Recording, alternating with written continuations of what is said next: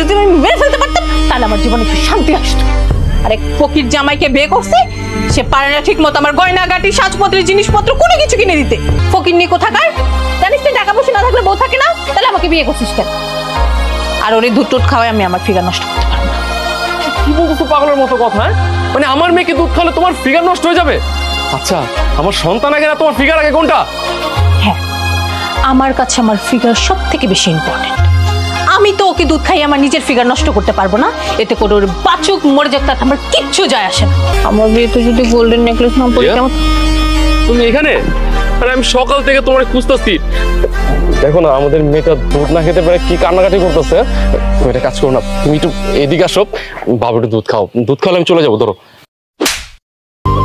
ভাই, আপনি বিশ্বাস করেন রিয়া আমার বউ, আর এই যে বাচ্চাটা দেখতেছেন এটা আমাদের দুজনের বাচ্চা।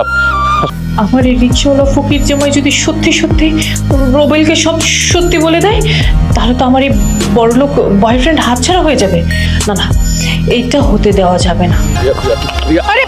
তোমার দুটো পা দিন রিয়া, করো না। এই যে বাবু কান্না করতেছে, ওর একটু দুধ খাওয়া দাও রিয়া। ওর দুধ না খাওয়াই মারা যাবে রিয়া।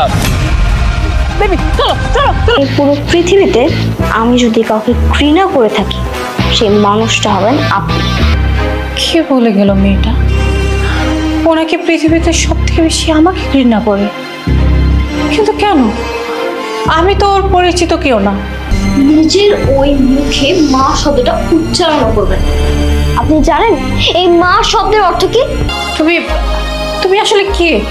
তুমি আমার সম্পর্কে এত কিছু কি করে জানলে? আজ থেকে 10 বছর আগে আপনি কি করেছিলেন? কে তুমি? সত্যি করে বলো। আমার বাবা হৃদয় চৌধুরী, যে কিনা এক সময় একজন সামান্য রিক্সা চালক ছিল, আর আমি হলাম সেই রিক্সা চালকের একমাত্র মেয়ে তুলি চৌধুরী, এই কোম্পানির ওনার। কি এবার কিছু মনে পড়লো আপনার?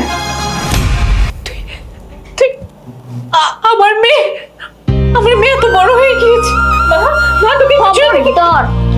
আপনি আপনার ওই পাপ মুখে আমাকে নিজের মেয়ে বলে দাবি করবেন না। আমার আর আপনাকে চাই না, এরকম মা আমার চাই না। আমি ভালো নেই বাবা, এই মহিলার আর আমাদের জীবনে কোনো প্রয়োজন নেই। বাবা, তুমি আমাকে কিছু টাকা দিবে? হ্যাঁ শিওর।